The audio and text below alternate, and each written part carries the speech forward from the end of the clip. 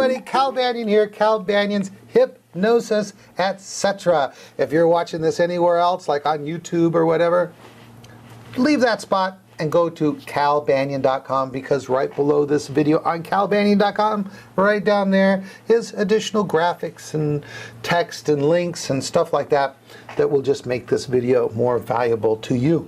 All right, gosh, you know, it's been a long time since we had Meredith on the show. So let me tell you a little bit about Meredith. Meredith is a true one-percenter, best of the best type in the profession. She's a 5-pather. She's a 7-path teacher. She's someone I trust that if I had a family member or friend in the Los Angeles area that wanted to get hypnosis services, I would definitely feel comfortable referring them to Meredith, because I know she would do a great job. How you doing, Meredith? I'm doing so good, Cal. It's good to be back. Hey, let me interrupt. Guess what? I did a little research, and the last time we published a video with you has been like 8 weeks ago. It's like almost 2 months. Are you going through withdrawals? Oh man, you know it. I know I am. I miss this. Hey, so what's happening? Well, first of all, I want to make sure that everybody knows who you are, because it's just possible. I mean, it's possible that someone kind of wanders in and trips over this website, either calbanyan.com, or finds you on iTunes or in the various other places you are on the web, and they may not know who you are, and I just want to make sure people do. So Cal Banyan is my personal mentor, a mentor to so many people. He's the reason that we're doing this podcast, and many, many, many before it. We're up to 200 and something now, to getting close to, gosh, 222 is the last one I see on here. 221, actually. I think this is 222. And that's a heck of a lot of podcasts. And, you know, Cal's the reason that we bring all of this beautiful hypnosis information to you week in and week out for free. He's the developer of 5-Path, which is a one-on-one, systematic, advanced approach to hypnosis and to helping people resolve pretty much any issue. And he's the one that brought to us 7th Path, and now the new time tunnel technique, which we will be getting into more soon.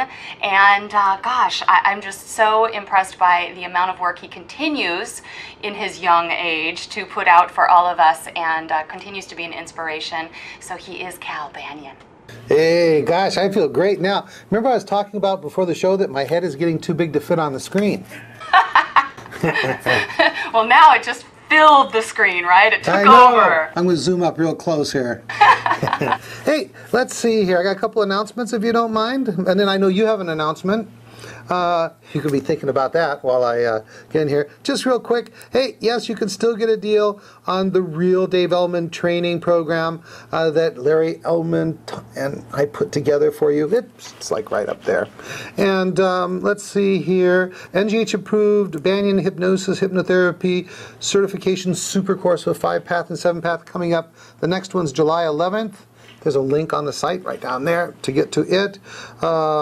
You can attend live even without actually physically coming to the class, because we have an online live version of it where you can, you know, be in front of your computer anywhere in the world where you have a decent internet connection and participate hands-on live in the class.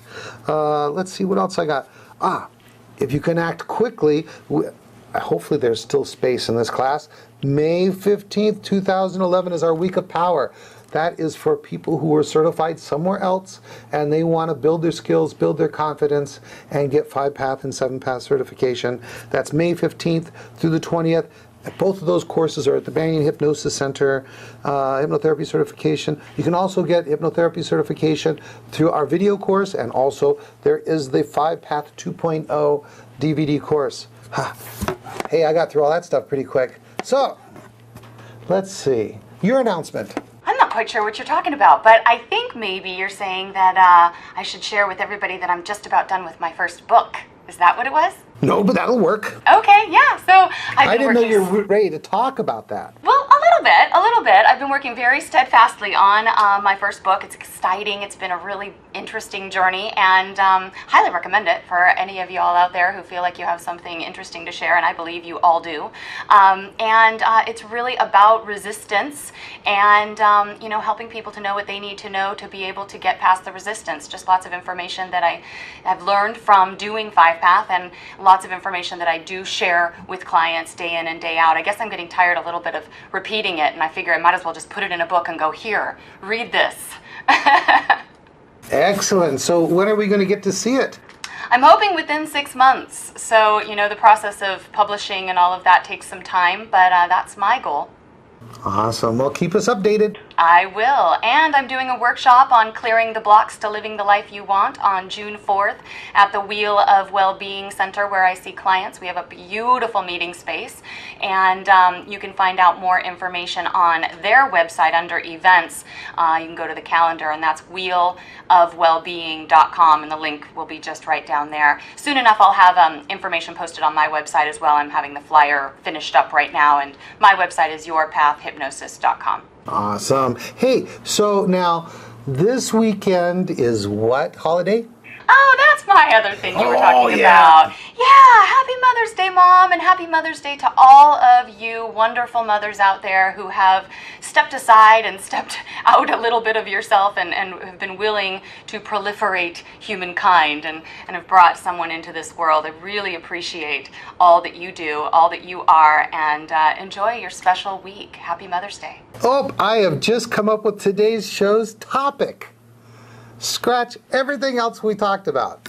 You ready for this? I'm ready. Let's do it. Hey, since it's Mother's Day coming up this weekend, we should talk about why mothers are one of the main focuses of age regression work. What do you think of that? Oh, I love that. Yes, let's do it. All right, Tio. So, we do this is be the mother of all episodes or something like that.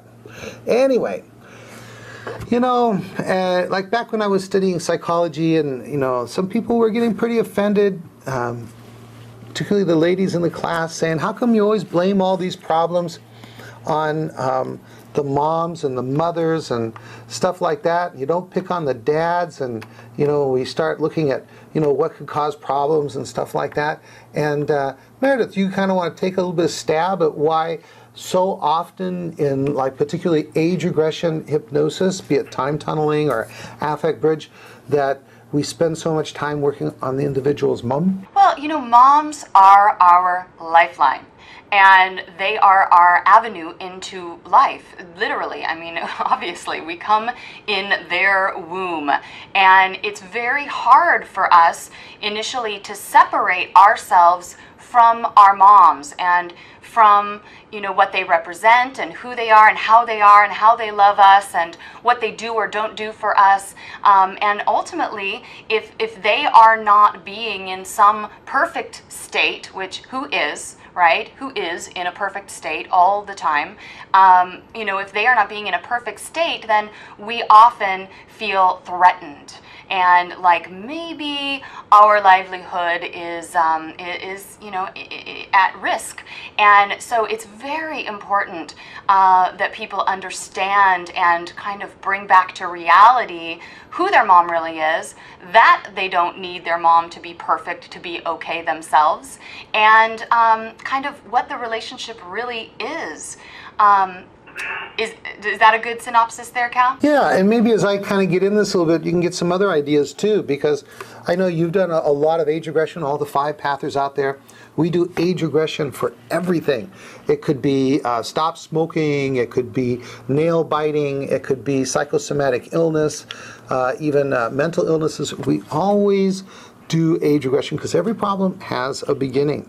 Now, here is why it appears that we're picking on the mothers so much.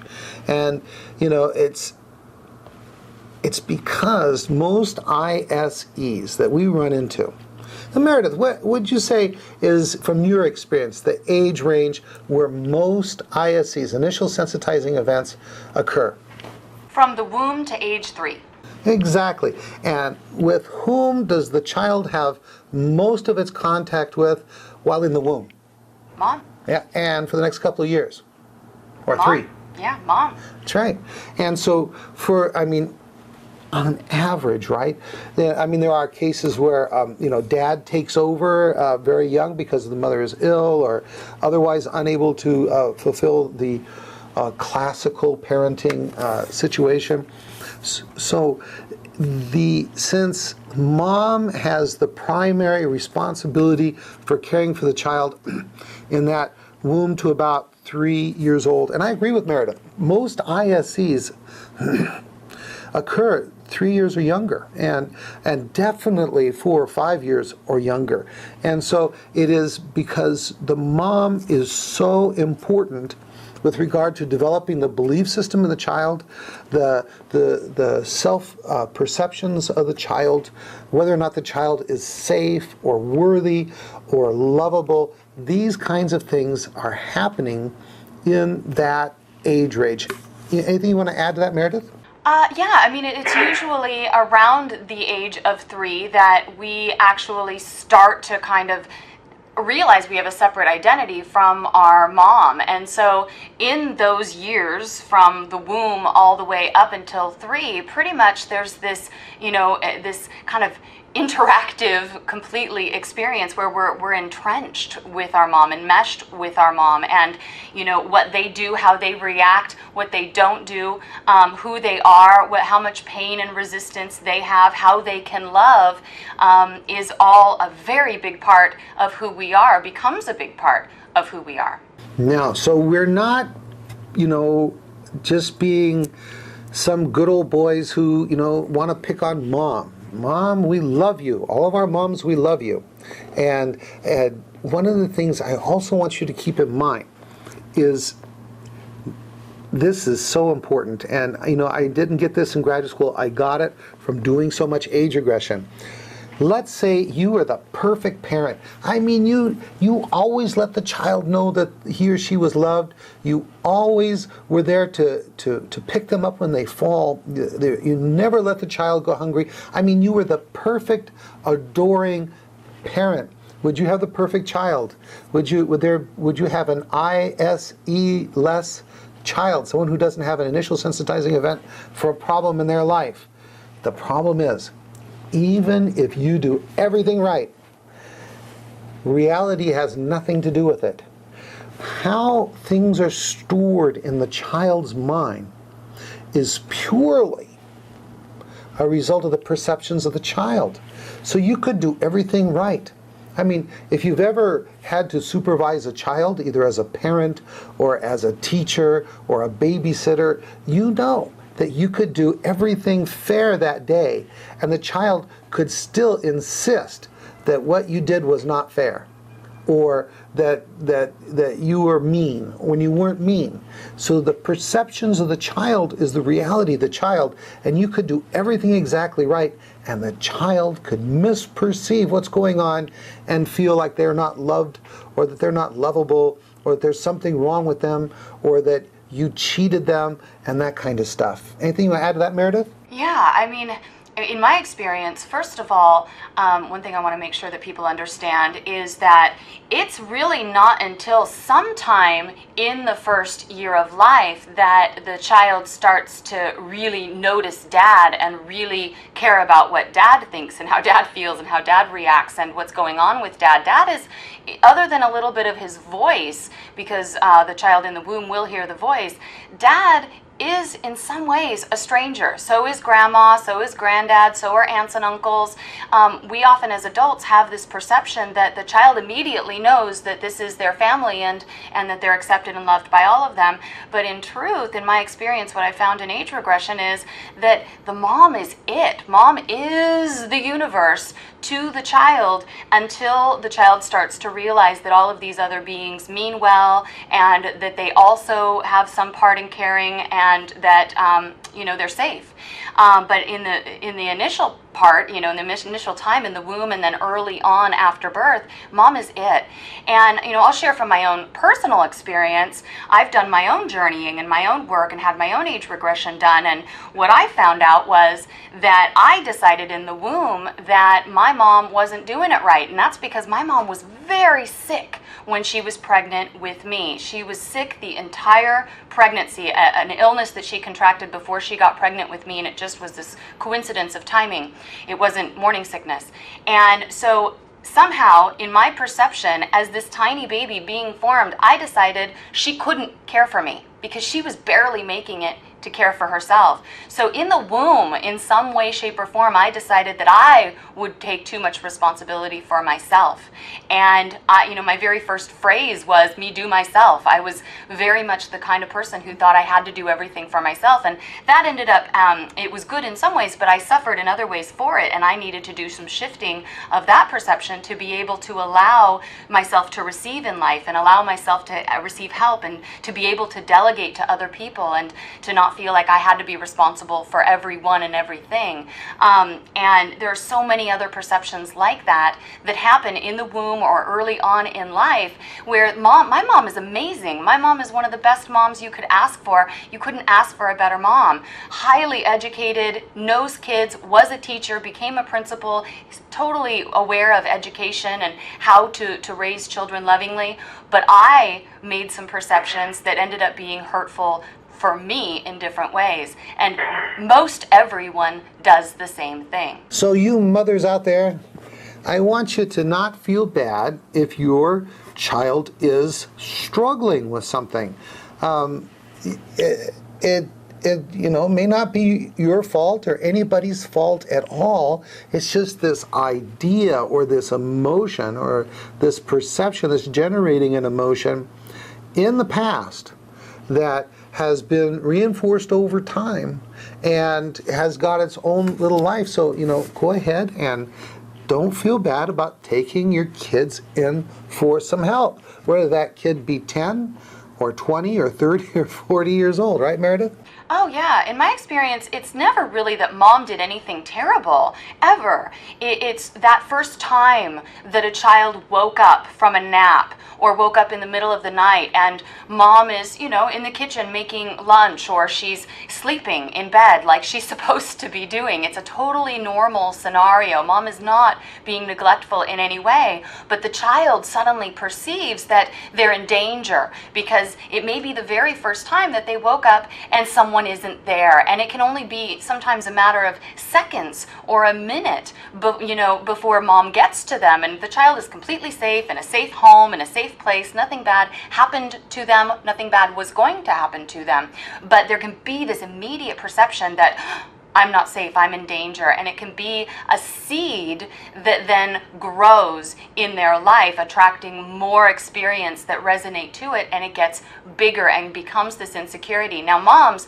you've got to sleep at night, and you've got to make lunch, and you've got to live life. So the last thing that I'm suggesting is that you're there with your child every second of the day, but that your children will have misperceptions no matter what you do, and allowing them to go through a process like 5-Path is the best way to make sure that any of the misperceptions you couldn't have possibly prevented or prepared for can be shifted.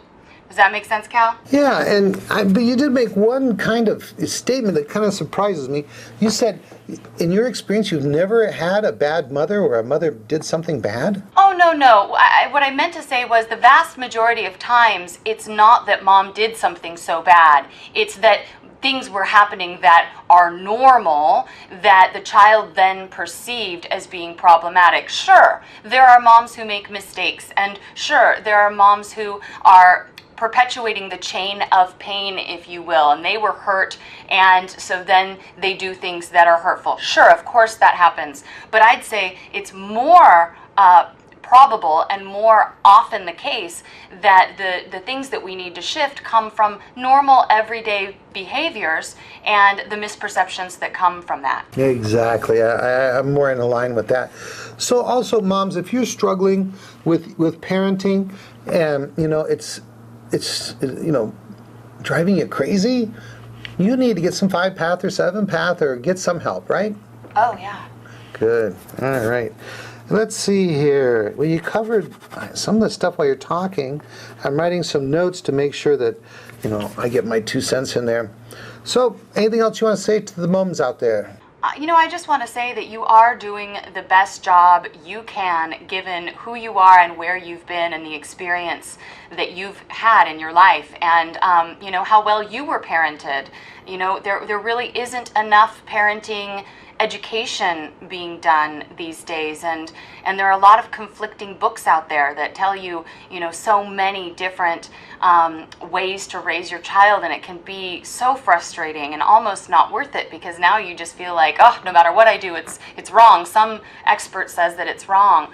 The most important thing is just loving your child. And if you're loving your child, then you know what? Their perceptions are their perceptions, and they will at some point hopefully have an opportunity to shift them through a therapeutic process like 5-Path. Awesome. Hey, I was thinking as you were going through that one of the there's been a real shift in society at large, and I think it has a lot to do with why there's so many problems with children, and that is, the more crowded we get, the more pushed together, the more isolated we seem to get. And it used to be that we lived in villages and small towns, and really, there were lots of aunts and uncles around to help moms and dads raise the kids and hold the children accountable. And it's not so true anymore. So, if you're a mom and you're feeling overwhelmed with the challenge, I think that parenting right now is probably more overwhelming than ever before. So you don't have to do it by yourself. Reach out, let people know you need some help, and you might just be surprised at who's there for you. How's that? I agree completely. And there's this great website, if you're not familiar with it already, Cal, I know you are, meetup.com. Is it singular meetup or is it meetups, Cal? It's meetup.com. Okay, and on this website, there are all kinds of amazing opportunities to connect with other people with like interests. And I happen to know that there are lots of groups, at least in my area, and I'm sure there are groups in your area too. You can put in your zip code and then search, in the vicinity of where you live. And there are all kinds of mommy and me groups, or just mom support kind of groups, or, where you can meet other moms and get together and go for walks together, or take your kids to the park together. And you don't have to meet them in just around your house or at your child's school. There are other moms out there who are looking to connect with moms like you, and Meetup is a great way to do it. Mothering is hard. It is hard, and in this day and age, with all the pressure to provide so much more material material items to your child. I mean, what child doesn't want the newest iPad and the iPod and the iPhone and the best fashion and all of these things? So much of the point of parenting gets missed, and so many parents just get so overwhelmed. But I agree completely. You are not alone, and there are resources. You can even talk to the teachers or the administrators at your child's school and see, hey, do you happen to know if there are other parents who feel a little alone? Anybody that maybe you could, throw my name to and see if they want to, have a parenting friend. There are all kinds of ways to meet other people, and so you don't have to do it alone. You can develop the village within this strange, isolated world we live in these days. Beautiful. Hey, how are we doing on time? Well, Cal, we are just about to 20 minutes. Can you believe it? Oh my gosh. Yeah. Why don't I do this? Why don't I make a couple comments about some of the ways I feel about some of the things you and Elron have been talking about, and then we'll wrap it up. Does that sound good? You read my mind. I love how we're just so in sync. We're so in sync. So we have been watching these podcasts with Cal and Elron talking about these controversial topics, and they've recently gotten into some issues about touching, using touch with hypnosis. They've also gotten into, should people who are overweight do weight loss hypnotherapy, and should people who smoke do quit smoking hypnotherapy. And so I'm going to share a little bit about my thoughts about that. I do use touch. I do believe that it's important. I do get permission. I also do want to clear up that it seems from the comments on the podcast about touch that some people missed the point that Cal and Elron, they were both making. I happen to know that they both do use touch. Neither one of them is advocating against it. It just needs to be done appropriately. And I agree completely. I come from the therapeutic model where, touch is really not done, or done very, very, safely, I guess, under only rare conditions and only with consent. And I still believe that we should do it in that way with hypnosis. Getting permission from the client is imperative, and only touching them, I tell them I'm only going to be touching your hand, arm, shoulder, forehead, and so that they feel safe knowing that I'm not going to just randomly touch them in some other area of their body. And when I do certain techniques where I might move their hand and put it somewhere else on their body, I never touch the other parts of their body. I'm only still touching their hand and putting it up against their body. I highly advocate for that. I think that it is important. I think that people do value the touch. I think it helps with focus. It helps with testing. It helps to identify where the client is at with relaxation. I can't imagine doing it any other way. I would feel handicapped or like less than able if I was not able to touch.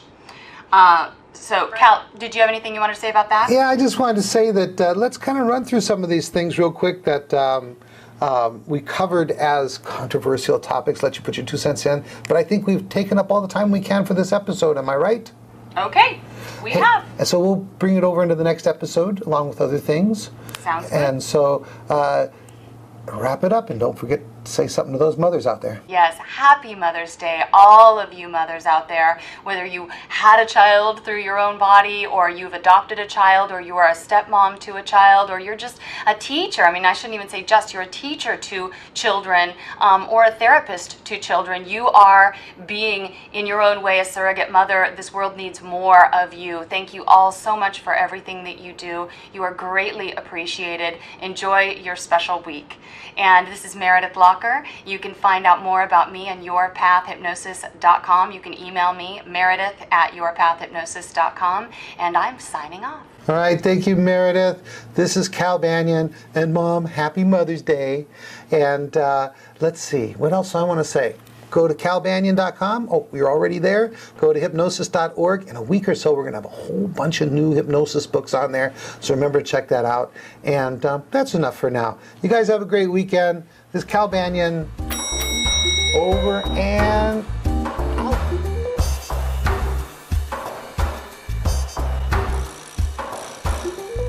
This recording is the property of Cal Banyan and Cal Banyan's Banyan Publishing Incorporated. All rights reserved for private use only.